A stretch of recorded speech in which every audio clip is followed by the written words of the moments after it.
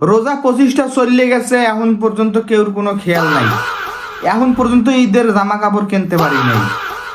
না চাচারা দেশে, না মামুরা দেশে, না বড় ভাইরা দেশে। অকুলে রাকিবটার কেনা শেষ, রনির কেনা শেষ, কাউসারের কেনা শেষ, হগল দৈন্যের সবার কেনা শেষ, খালি মোরটা কিনতে পারি না। হারা বছরের আমি গতবারের দুগা জামা দিয়া এবার কাটাই দিছি। দুগা জামা দিয়ে আম্মেরা কেউ 1 বছর কাটাইতে পারতেন না? আমারে কোন আম্মেরা কেউ 1 বছর কাটাইতে পারতেন না।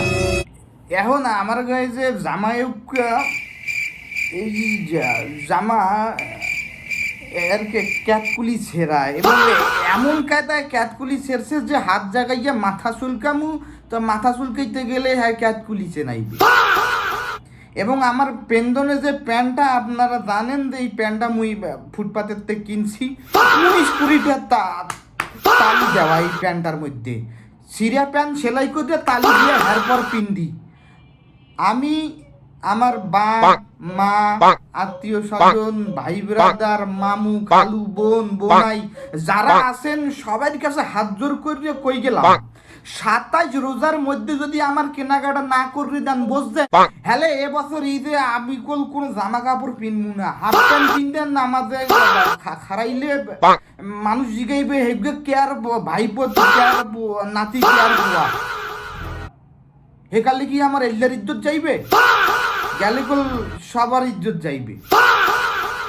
আমি ভালো করে কই গেলাম, চাচাতো মামাতো দুলা ভাইরা, চাকুরিজীবী বড় ভাইরা, মামু, খালু, চাচা, ফুফারা একটা কইরে জামা দিলেও, আমার পাঞ্জাবি দিলেও কল 15-16টা পাঞ্জাবি হই। আপনারা জানেন কিনা জানি না, আমার বাপের কল 3 গরু। যদি 27 রোজার মধ্যে আমার কেনাকাটা না হয়, তাইলে তো আমি ওই গরুর একটু করমুখী।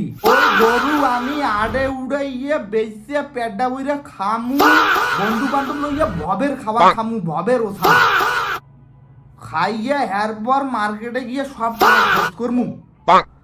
আমরা কইতে পারেন যে এটা অসম্ভব, কিন্তু না, মুই কইতেছি এই অসম্ভব না।